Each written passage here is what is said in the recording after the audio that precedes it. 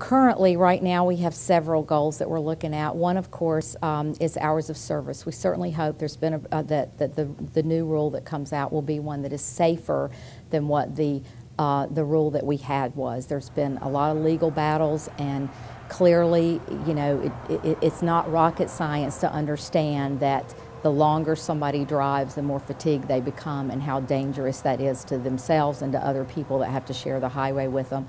Another one is electronic onboard recorders.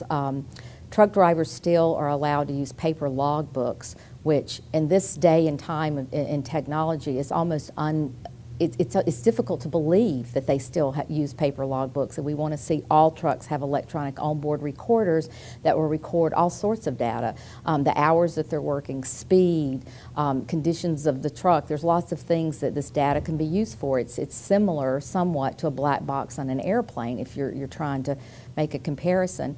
Another issue is size and weight. This has been an issue. My dad has been dead for 27 years, and it is an ongoing, never-ending battle. It never stops. The industry continuously wants larger and heavier trucks. Larger and heavier trucks are more dangerous trucks. They're more prone to rollover. It's more difficult for them to stop. And the industry says, well, if we have more bigger, heavier trucks, there'll be less trucks. They have said that the entire 27 years that I've been working on this issue, and heavier, bigger trucks have never resulted in fewer trucks on our highways. And it's just such an unequal battle. If your 3,000 or 4,000 pound car hits an 80,000 pound truck, it is a very difficult situation to win. And if they make them heavier, they're going to be more dangerous. Another issue that's very near and dear to my heart are something called underride crashes.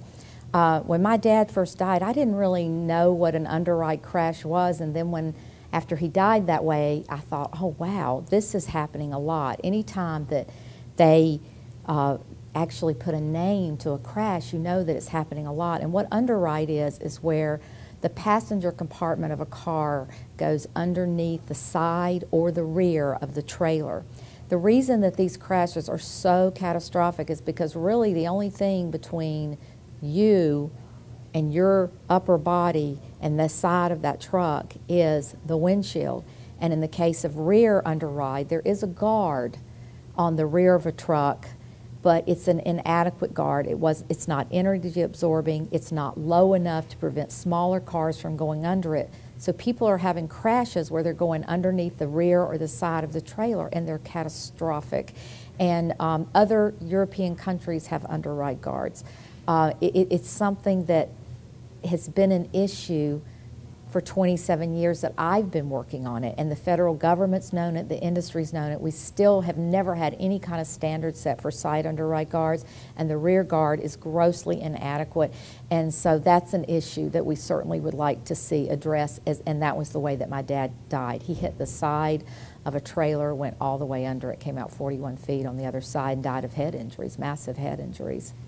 Another issue that we have is minimum insurance standards. It is unbelievable to me to know that the industry only has to have $750,000 of insurance coverage. Yet we have people that are here in D.C. right now in this conference who lost 5 members of their family at one time. $750,000. That is an unbelievable amount. It was set approximately 30 years ago. And the Secretary of Transportation has the authority to raise that level, and that level needs to be raised, and that's another thing that we are hoping that happens. Another thing is speed. Speed is a huge factor in crashes, and we would like to see speed regulation where they have governors on the truck so that they can't go, but so far they have that in other countries, the same as they have underride guards. Why has the United States been so slow in enacting things that would enhance safety for all of us?